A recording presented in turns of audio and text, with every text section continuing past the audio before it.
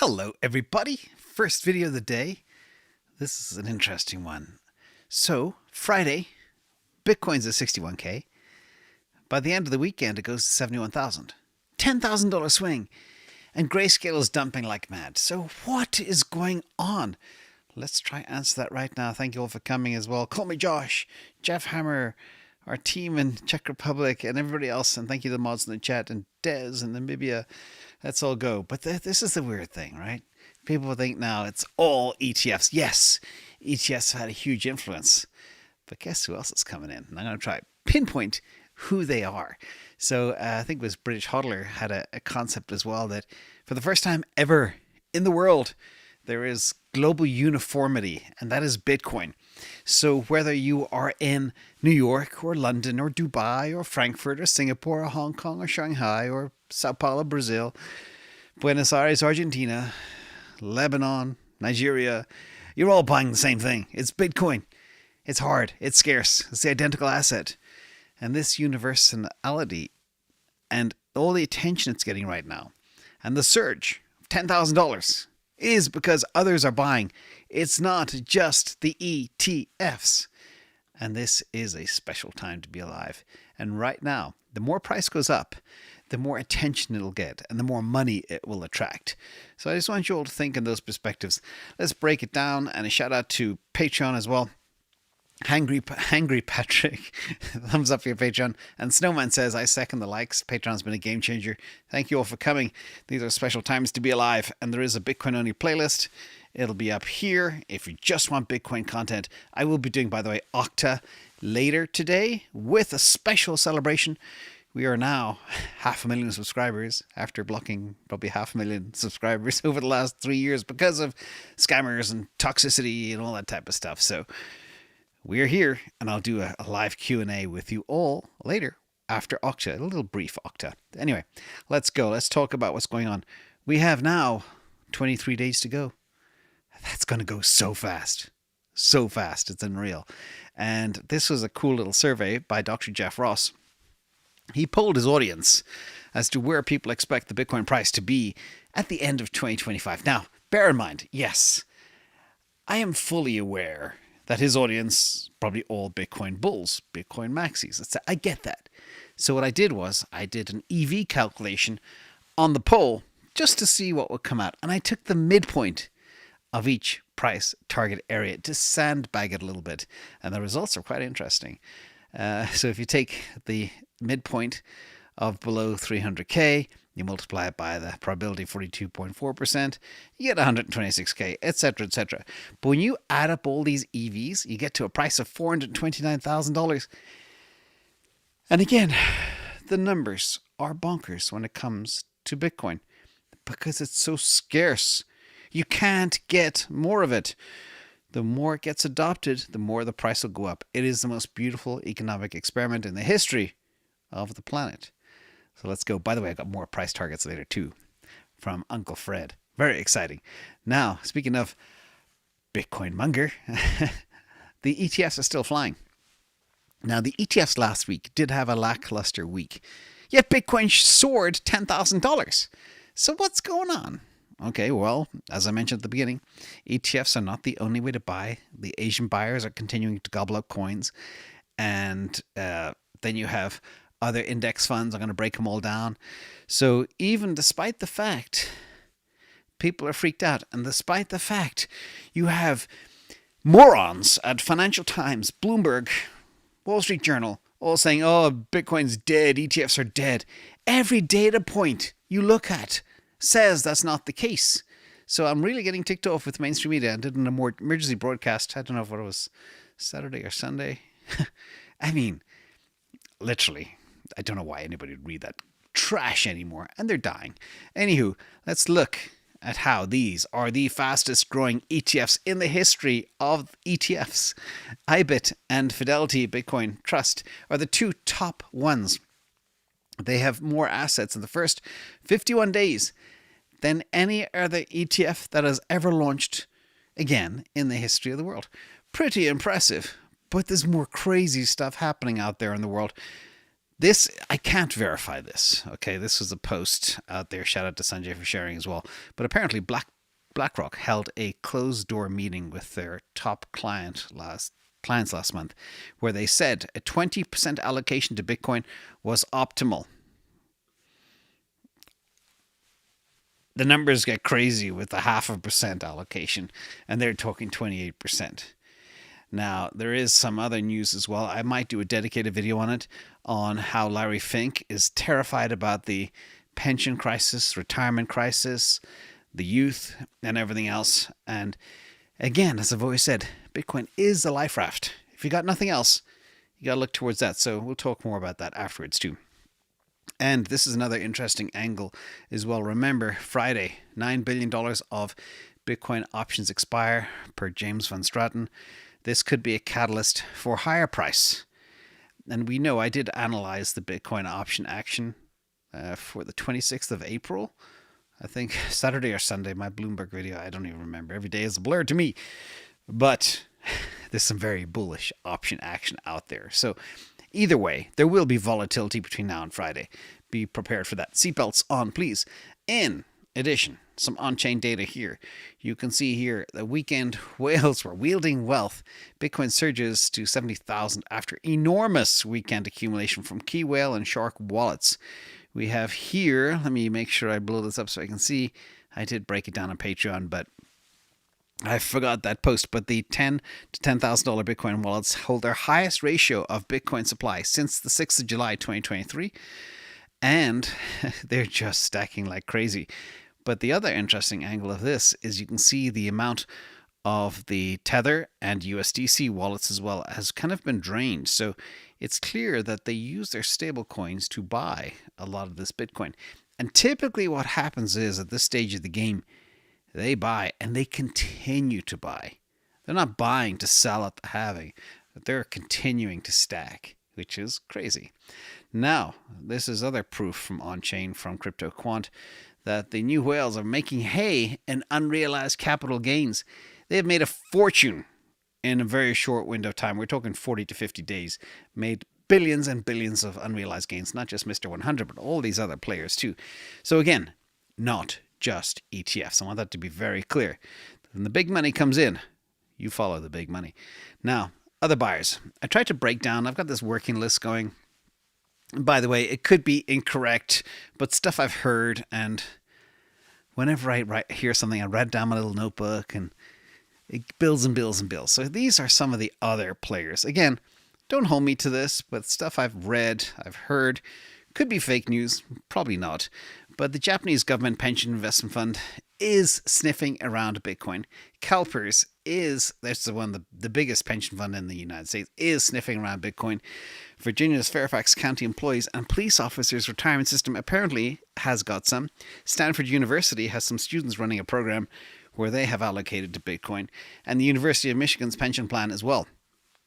Just imagine when one of these big puppies, whether it's CalPERS or the Japanese government pension fund, which is a $1.4 trillion fund, once they allocate, there will be a tsunami of pension funds allocating to Bitcoin.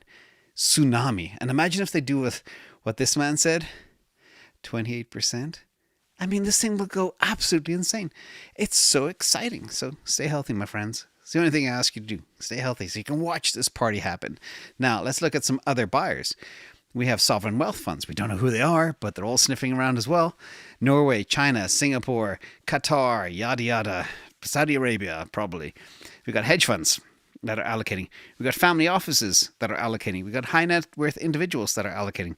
And we have crypto-focused investment firms that are allocating. There was even rumor yesterday of a gold miner. I couldn't prove it, so that's not on the list.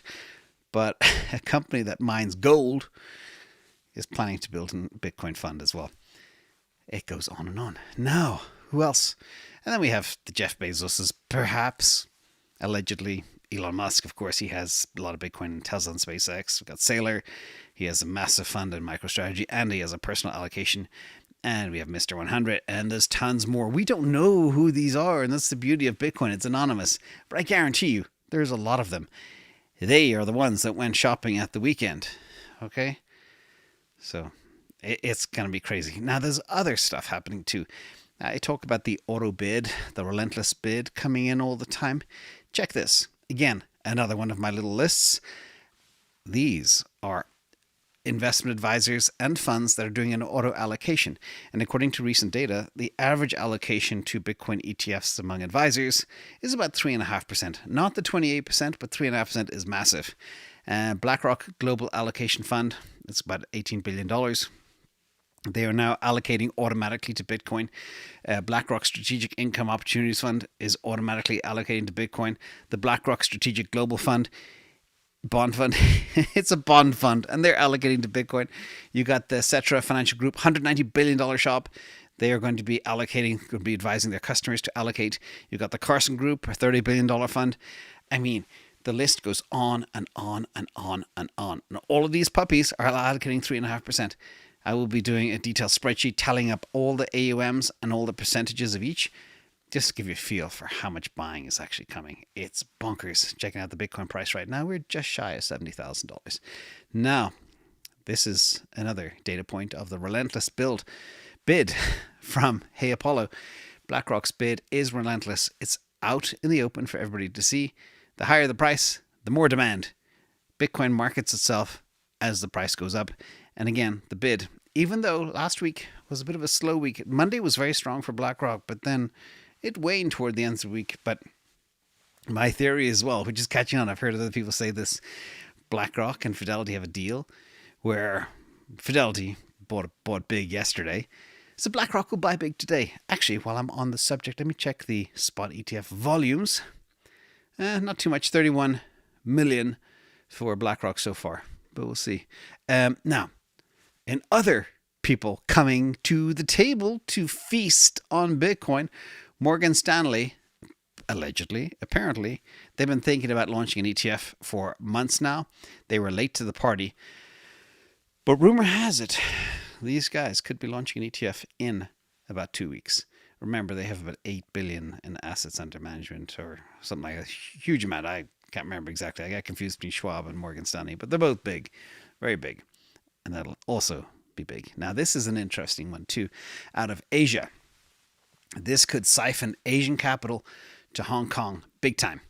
China is looking for alpha because the property market is in the toilet. And it appears that this could spark massive AUM and volume in the very fast growing region. By the way, I did cover the number of billionaires around the world across all the major countries.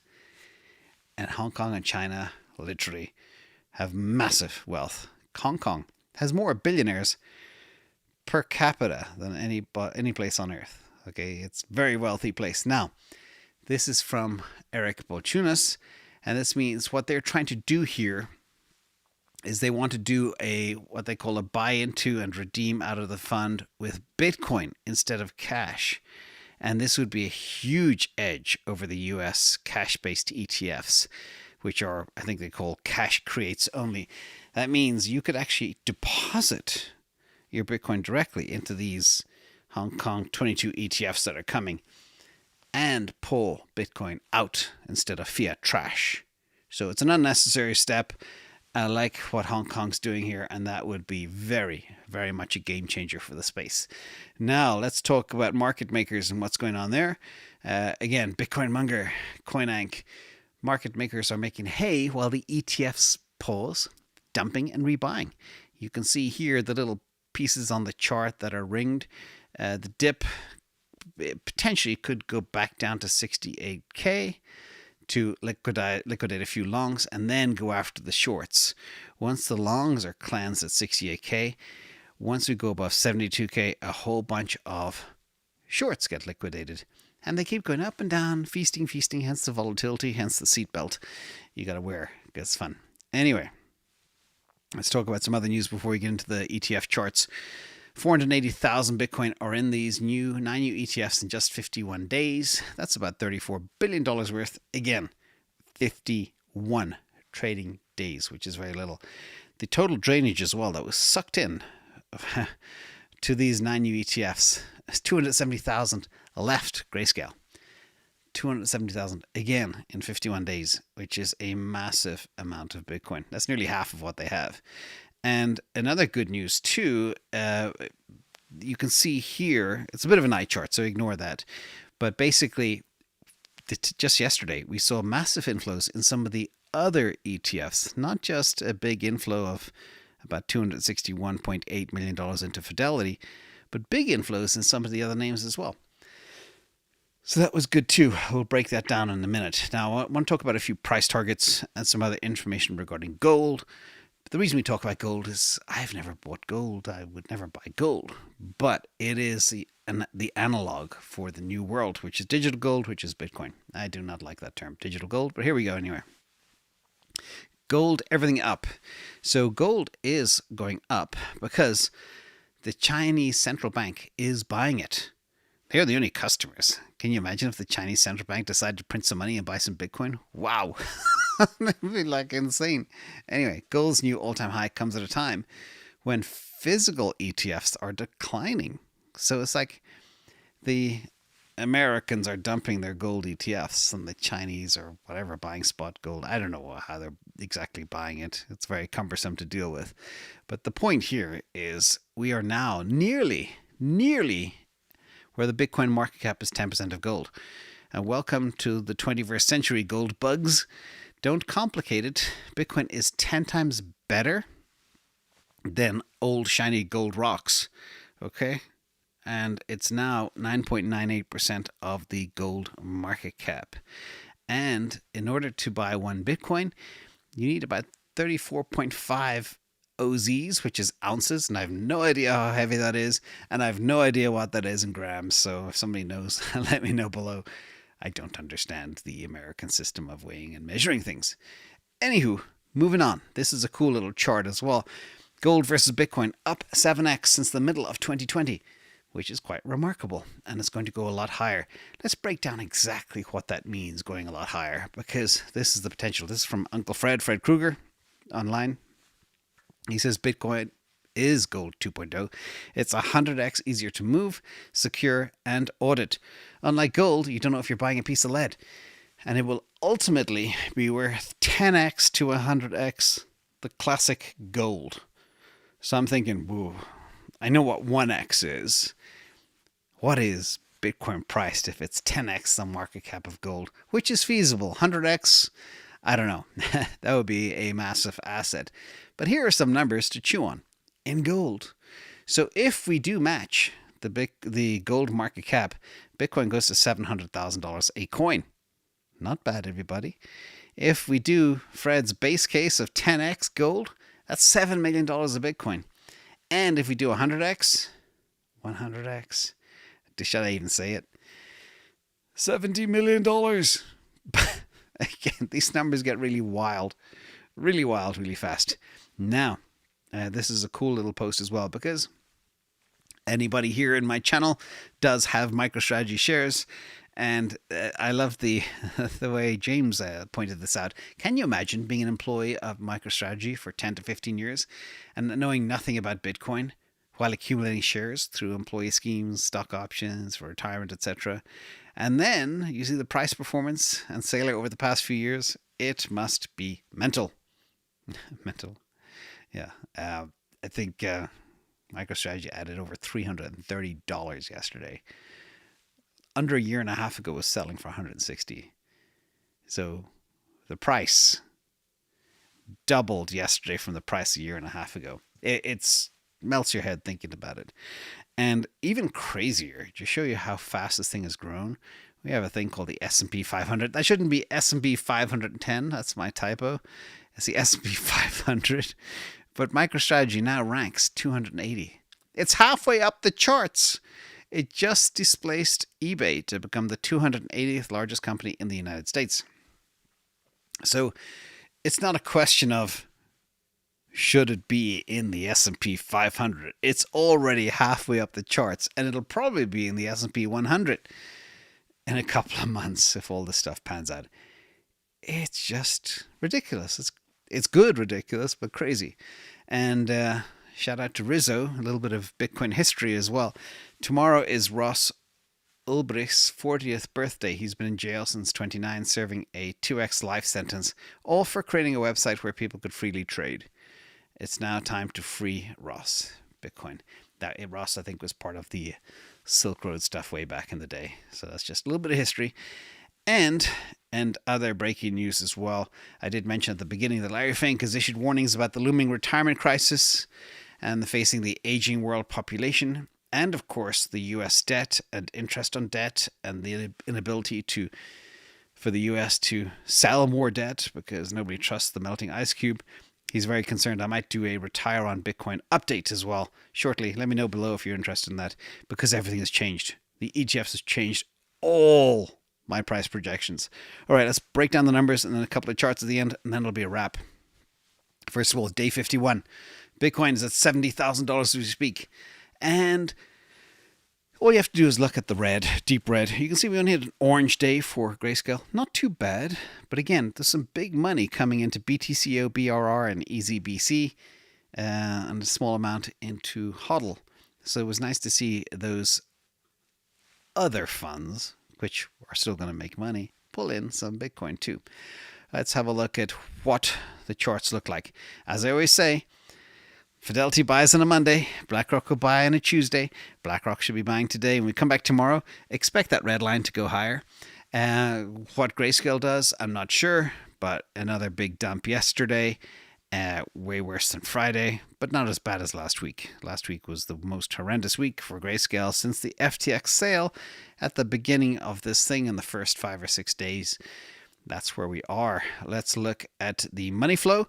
It is positive. After a red week last week, we turned positive, only slightly. But again, you got to remember that there were 3 days where the average dumpage by Grayscale was $500 million a day. And the new ETFs sucked in a lot of that. Now it's positive again. And the money flow is perking up. You can see the tiny little blue positive sign on day 51, which is a good omen for the rest of the week, as we forecast last week as well. And we have $24.1 billion into the 9 new ETFs after all the drainage from Grayscale. 448,000 Bitcoin, down from 450 and 452, the all-time high. So there was a bit of drainage. This is why the drainage, the pink line, is the trend.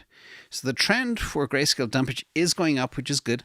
But still, you can see how horrendous it was since day 35 to day 50. Monster outflows. Never a positive day. This thing is bleeding out. Literally, it's like you took a knife to the throat and to the big vein on the leg and everything else and just threw it on the sidewalk. It is bleeding out fast. This is what greed does, everybody. Grayscale greed. Notice the GR, greed, Grayscale. Painful. Anyway, maybe they'll wake up one day, but by that time, they'll have bled out probably. Anywho, the amount of Bitcoin that left the system yesterday is 220, which is good. You can see the previous 5 days, there was Bitcoin being dumped onto the system, and despite that, Bitcoin price went up. That's the miracle of the other buyers. Don't think it's just the ETFs buying. Everybody's stacking this puppy, and the future's very bright, and we have 23, 24 days to go. So 2 quick charts, and then I will love you and leave you. MVRV, large unrealized profits already. What's stunning about this is not only we are 1 standard deviation from the long-term mean, but it's so early. We're not even at the halving, and people are making wild amounts of money already. The question is, will they take those profits? I think you would be a fool to take those profits. That's why I make these videos. The money that's coming in is insane. The bear sentiment, the bear influencers are losing their minds, and they're trying to convince you to sell, and we're going to 40,000, but it's not going to happen. Not in all the data I just showed you. We are in probably not even the first inning. I think there's 9 of those. And another piece of perspective here. Bitcoin versus gold. The last time I'll mention gold today, I promise. 2 months in, and the Bitcoin ETFs have $60 billion in asset under management, and the gold ETFs had $60 billion in assets under management after 15 years. All right, this thing did this in 50 days versus 15 years. Old shiny rocks are toast. The Chinese are buying, the Central Bank of China is buying, If they weren't bidding for that right now, it would be in the toilet. And remember as well, when you divide increase in money supply globally, or even in the US, and take the gold price, you're still losing. So with that hard note, thank you all for being here.